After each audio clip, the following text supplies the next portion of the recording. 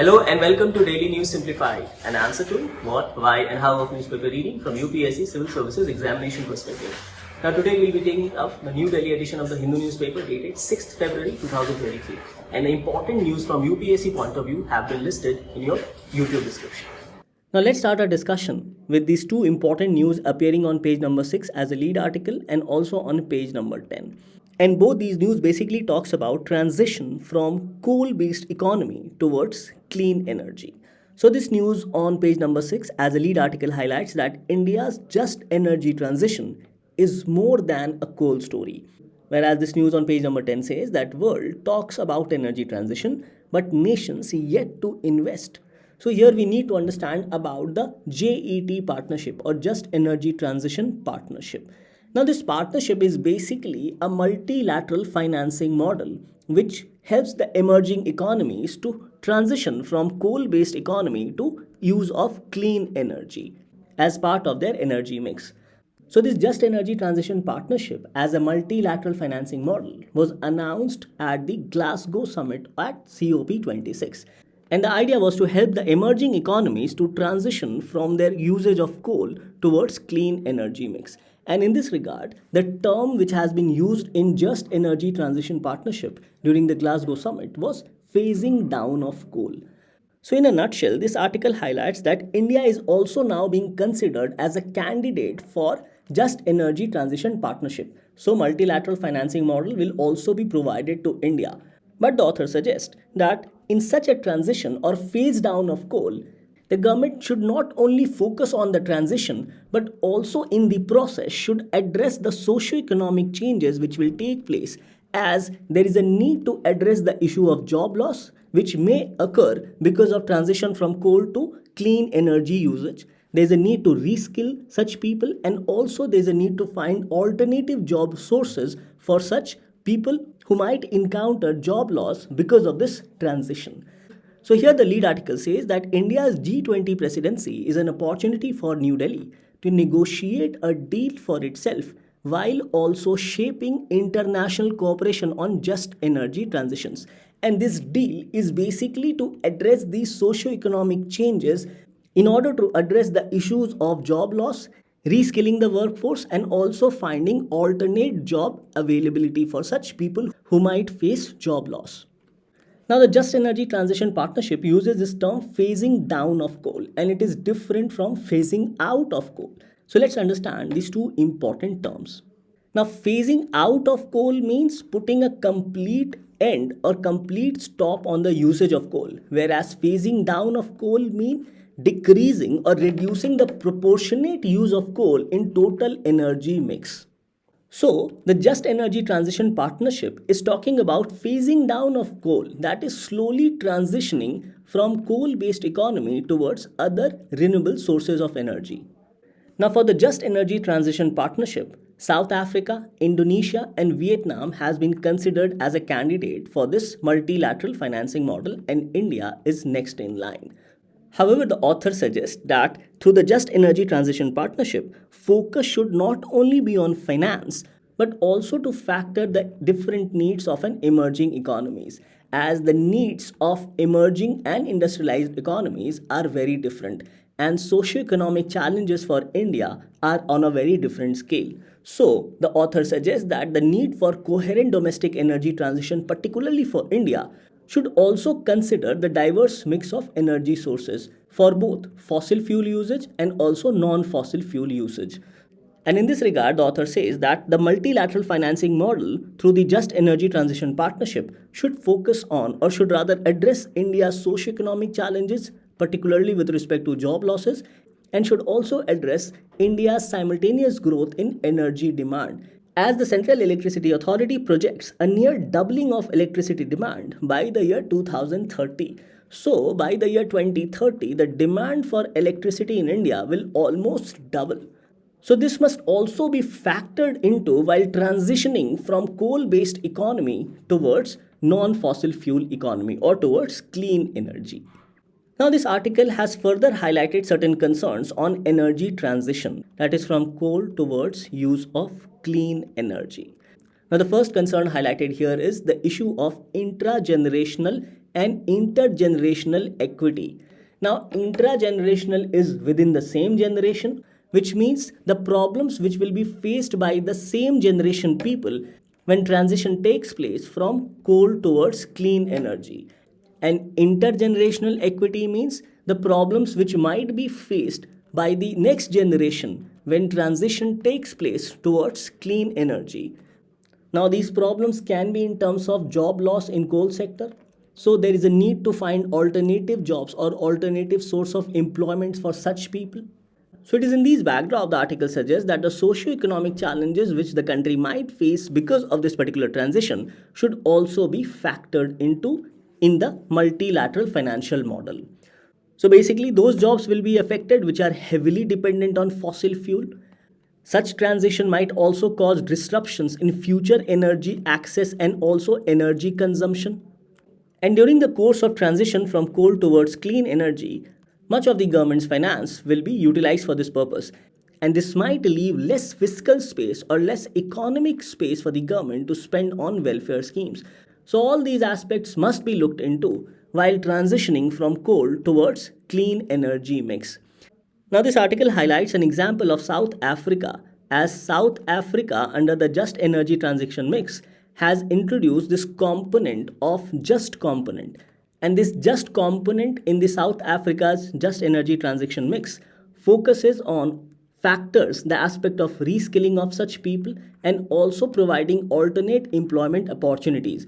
So it is here where this article suggests that such mechanisms must be negotiated before a deal is arrived at, while also shaping international cooperation on just energy transition.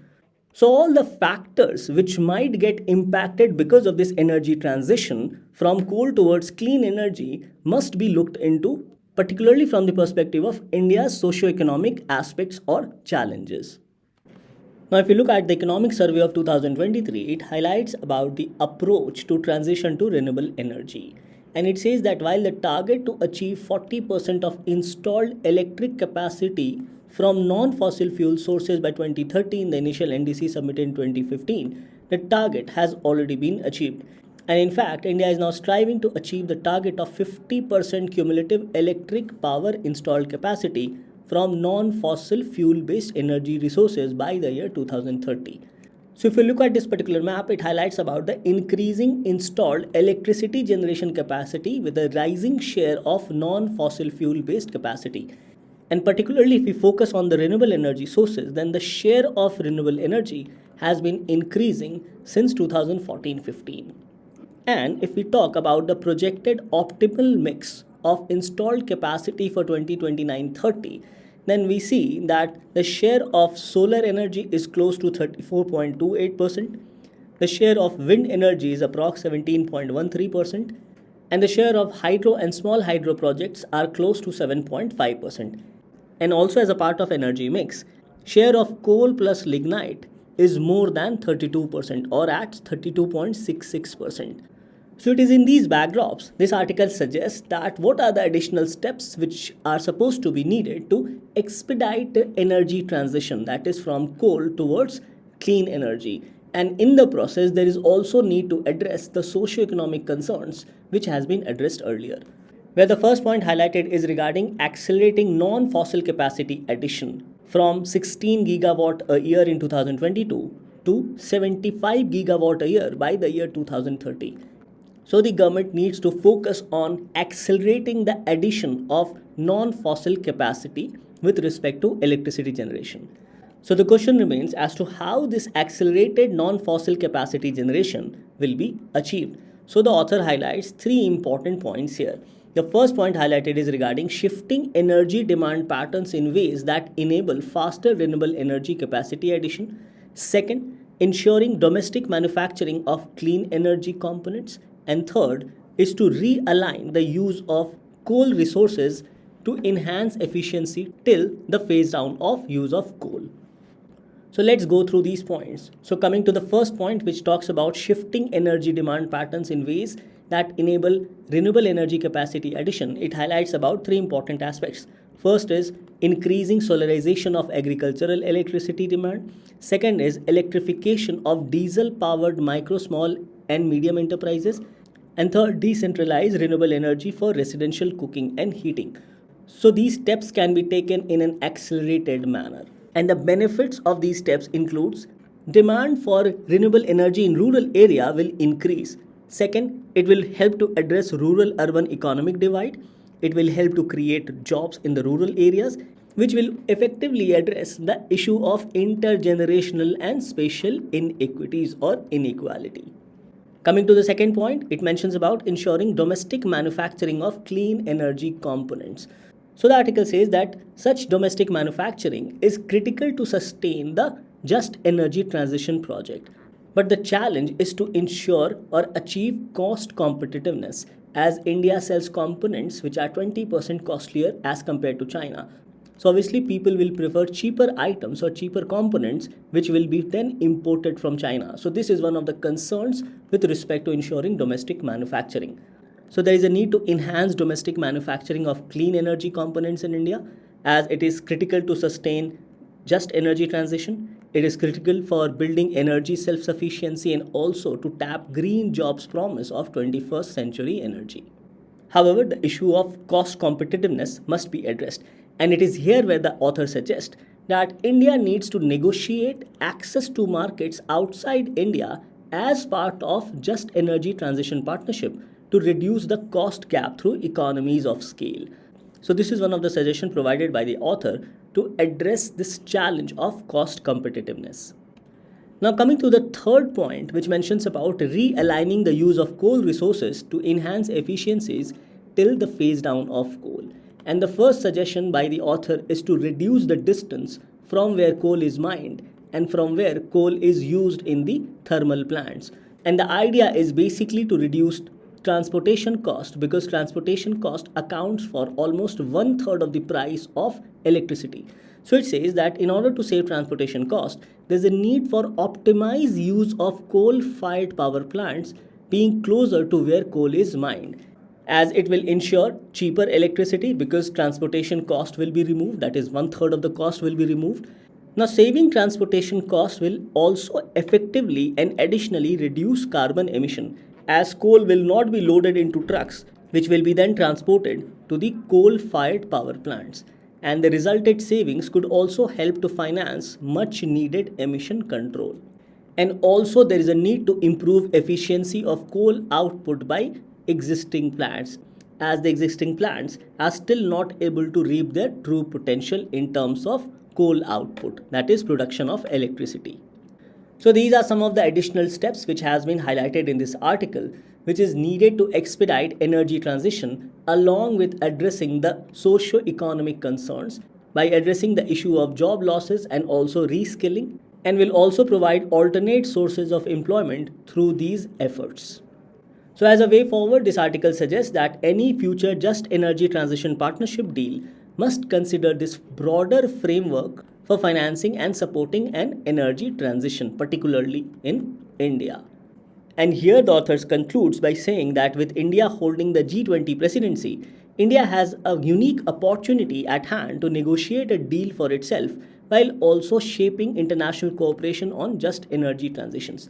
So the focus of the government should not only be limited to finance but also to address the other socio-economic needs and also to address intergenerational and intragenerational equity concerns. Now this topic becomes important both from your prelims and mains perspective, and in the mains gets covered under GS paper 3, particularly with respect to environment and climate change. Now let's take up the next news for discussion appearing on page number 7 in the editorial section. And this news is basically a case study about the public sector enterprises in the state of Kerala.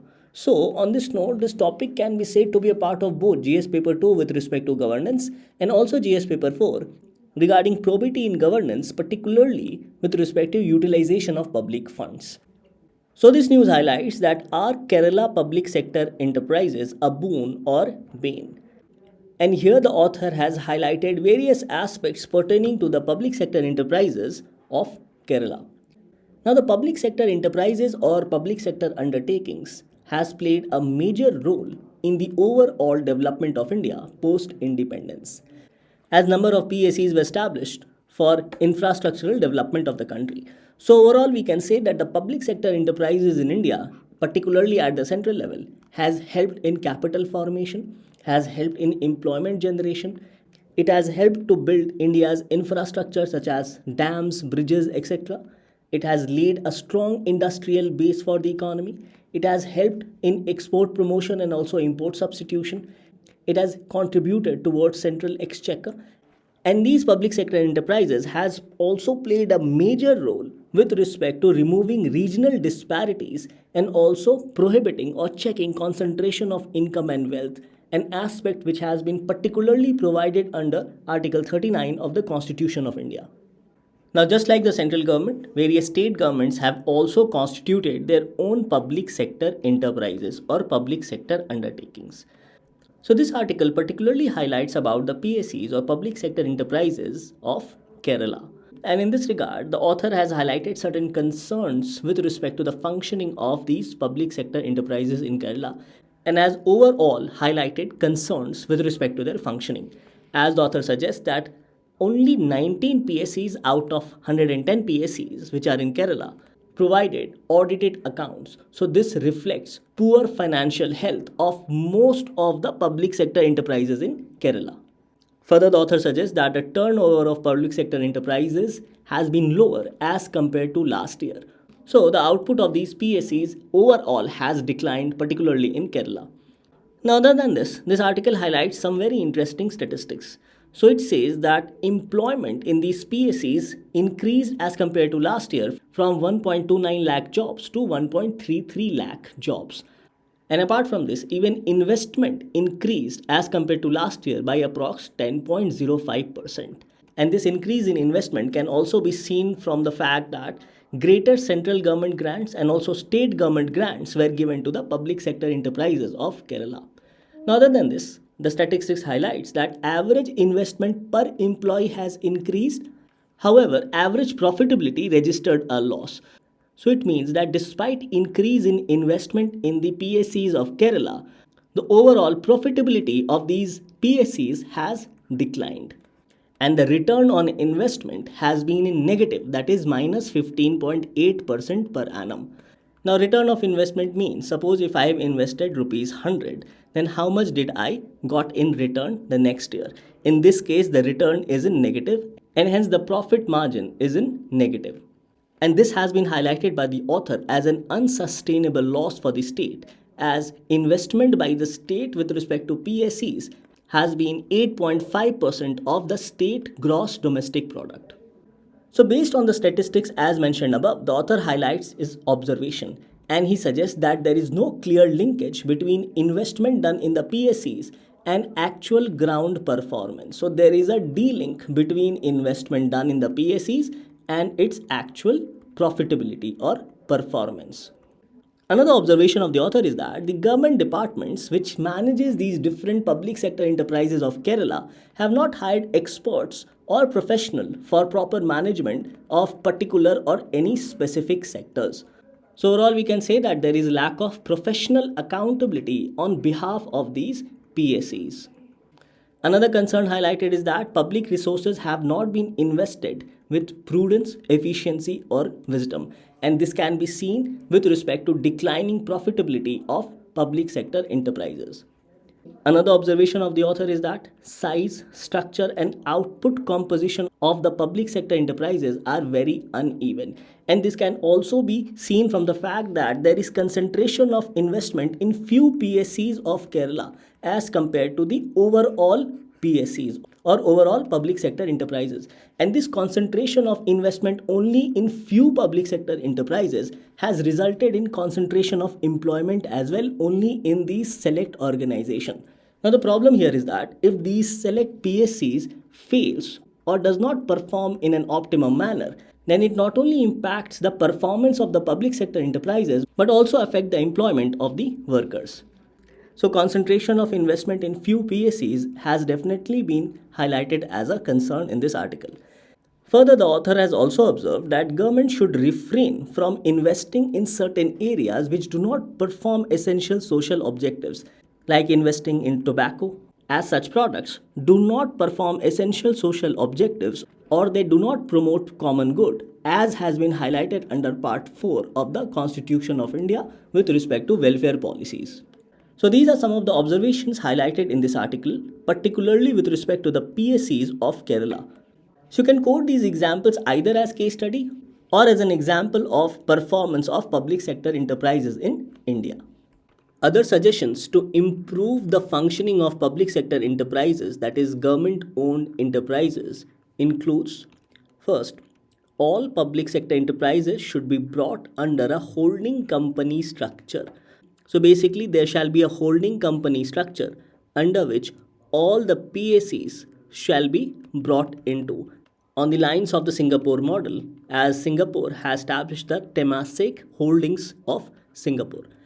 Now, these holding company structure will help to reduce political interference in the functioning of the public sector enterprises and overall will also help to improve professional conduct and operations of the public sector enterprises. Further, memorandum of understanding needs to be signed between respective ministries or the departments with respect to the PSUs or public sector undertakings or PSEs.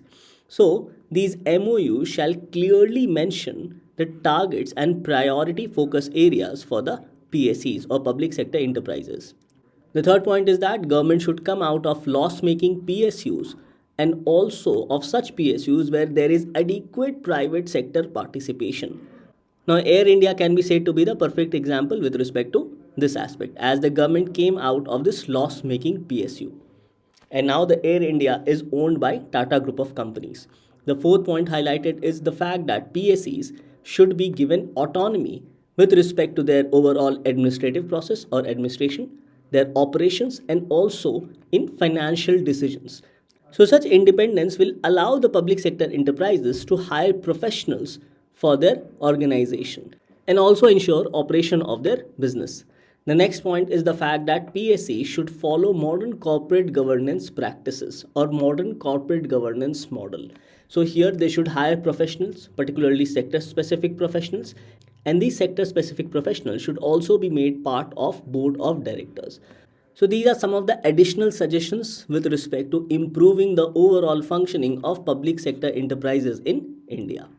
Now this topic becomes important both from the perspective of GS paper 2 under governance and also GS paper 4 with respect to utilization of public funds and other aspects pertaining to probity in governance. With this, let's take up the next article for discussion.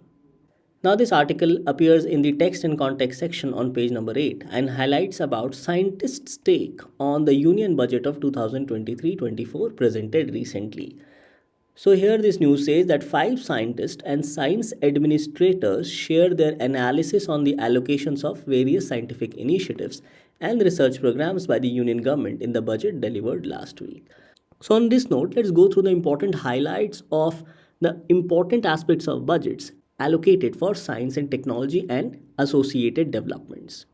So the scientist community overall have appreciated the budget, as they say that there are enough focus on the scientific area and overall science and technology ecosystem. So it highlights that Council of Scientific and Industrial Research, that is CSIR, has an active presence in all focus areas which has been announced by the budget. And the first aspect mentioned here is regarding green hydrogen mission. So it highlights that CSIR plays a pivotal role or an important role in green hydrogen research and development under the National Hydrogen Mission. Now here you need to know about green hydrogen. So green hydrogen is defined as hydrogen which is produced by splitting water into hydrogen and oxygen by using renewable energy. Now in this regard, it's important to go through the salient features of the National Green Hydrogen Mission. And here it mentions about likely outcome by 2030, interventions and policy framework. So it says that green hydrogen production capacity of at least 5 million metric ton per annum is intended to be achieved by 2030. And this overall will result in cumulative reduction in fossil fuel imports over rupees 1 lakh crore and creation of over 6 lakh jobs. Further, it will also add as renewable energy capacity addition of around 125 gigawatt and abatement of nearly 50 million metric ton of annual greenhouse gas emissions.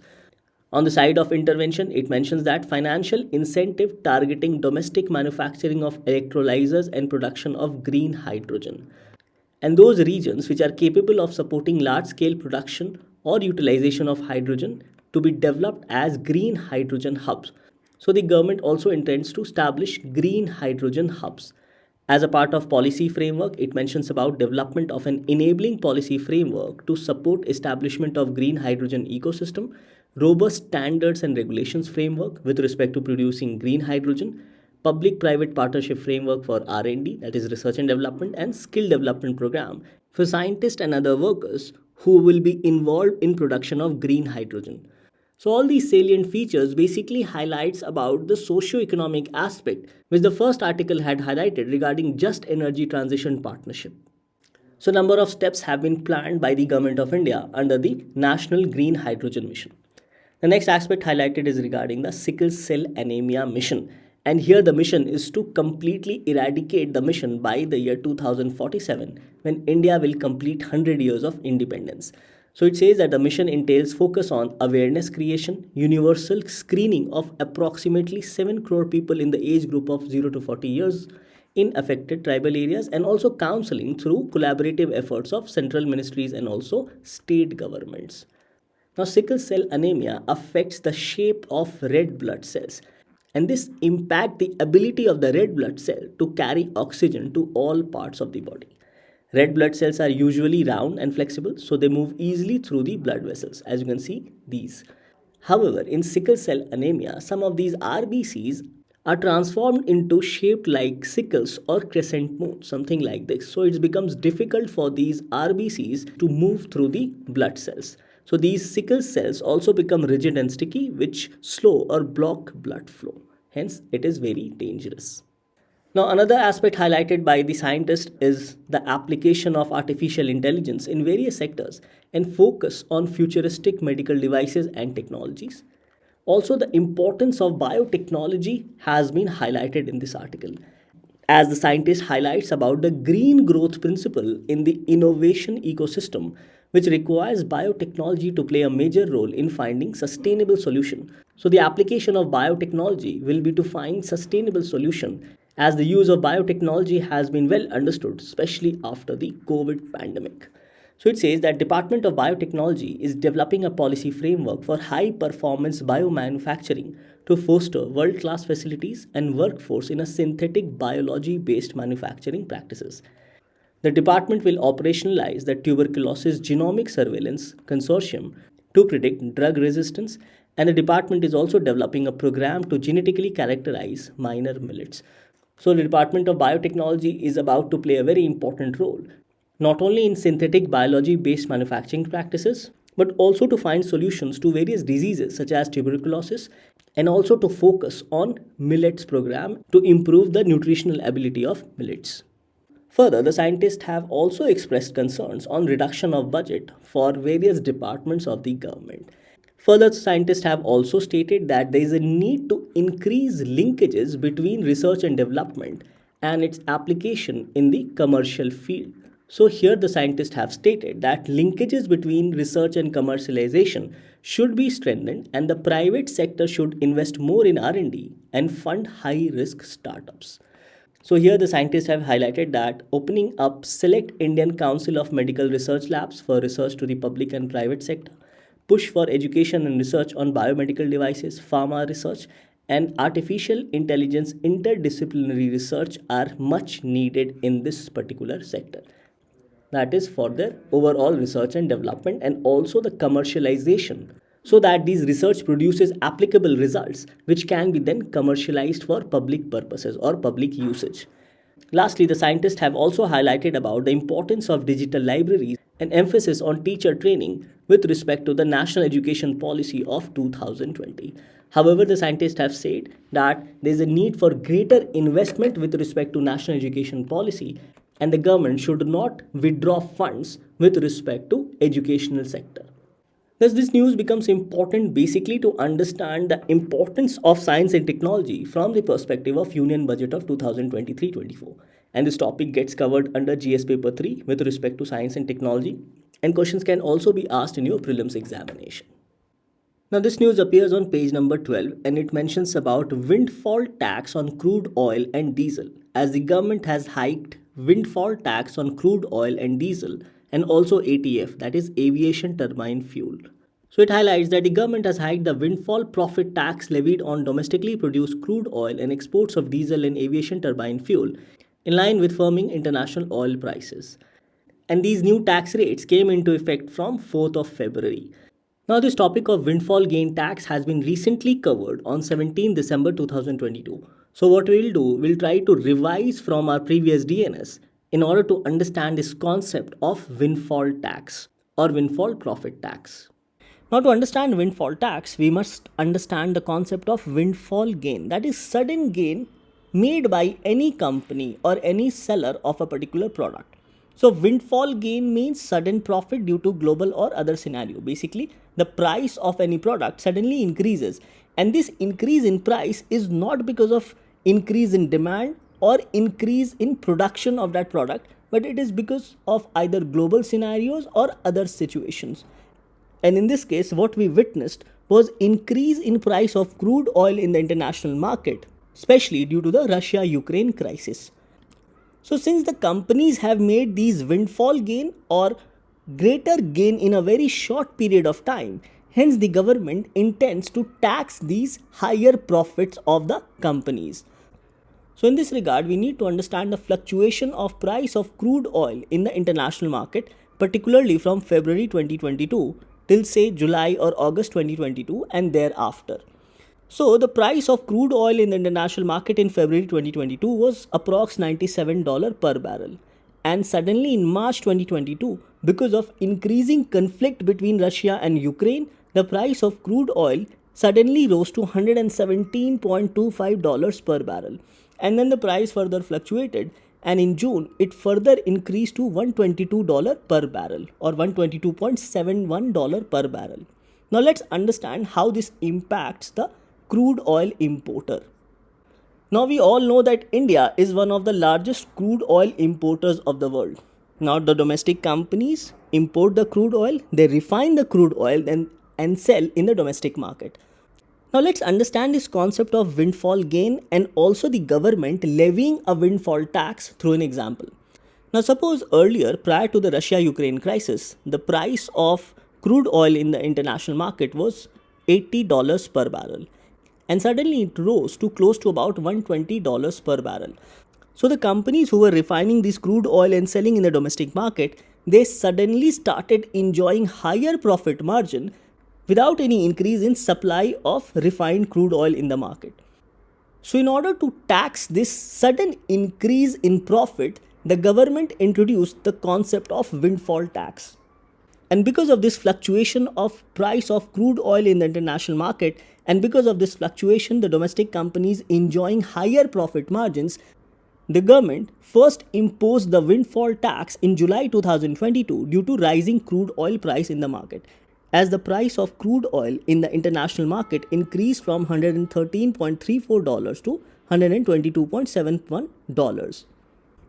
Now, another reason for the government to impose windfall tax is that since the companies have started enjoying higher profits, this higher profits leads to rise in imports of crude oil.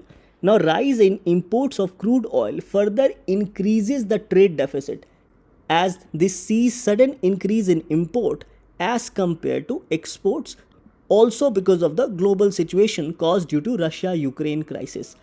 Further, depreciating rupee further added additional pressure on the government. That's why the government decided to impose windfall tax from July due to rising crude oil prices.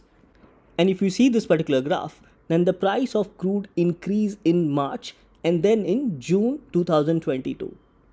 And according to this particular graph, with respect to the price of crude oil in the international market, the price rose from $74.17 per barrel in approx December 2021 to $117.25 per barrel in the international market in March 2022. So this was a sudden jump, and this led to windfall gain for those companies importing crude oil, as they were also selling them in the domestic market.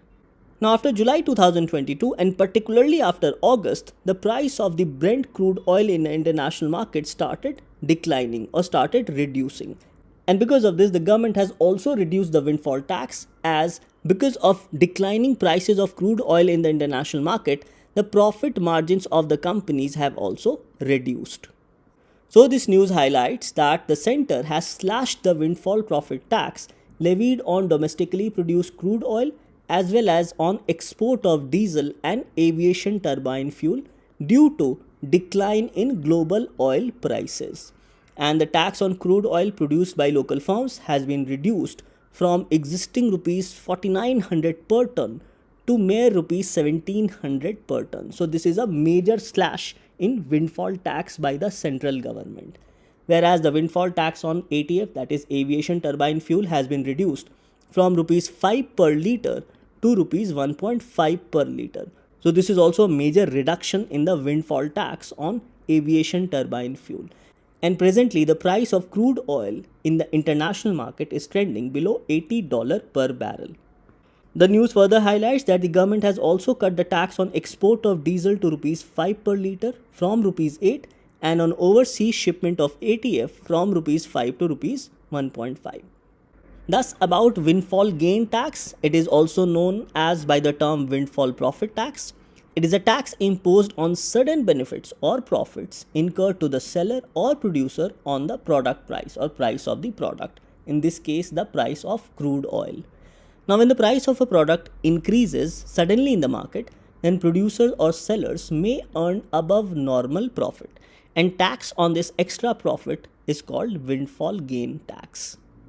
Now, the question remains as to whether this tax should be imposed or should not be imposed. It should be imposed because the profits are short-term gains without any change in the overall production in the economy and is more like a gain of chance because of certain global situation or other scenarios. Further, these sudden gains should be taxed because there is no change in the production level as no new goods are produced and it is merely a windfall. Taxing such profits also helps the government to raise short-term revenues. It brings recognition of extra income in the market. Such recognition avoids the generation of black money in the market. Taxing such income also brings parity with other sectors such as capital markets where windfall gains are very obvious, and such a tax may help in controlling the production and consumption of a particular good. Now, coming to the arguments against imposing windfall tax is that such taxation discourages risk-taking aptitude of the producer who might take risk after the company has made certain profits. So it discourages the companies to take risk when the market is uncertain. Higher profits are already a part of income tax, so it amounts to double taxation. So it highlights that the windfall gain tax would just raise the burden on the producers. Further, the windfall gain tax might encourage tax avoidance on part of producers, and it is arbitrary on the part of the government to impose such a tax. So these are arguments in favor and also against the windfall gain tax imposed by the government on these sudden gains. Now, regarding the slashing of windfall gain tax by the central government, it has also stated that it will review the windfall levy on locally produced crude oil every fortnight. So, it's important to know about windfall gain tax both from your prelims and mains perspective from the section of Indian economy.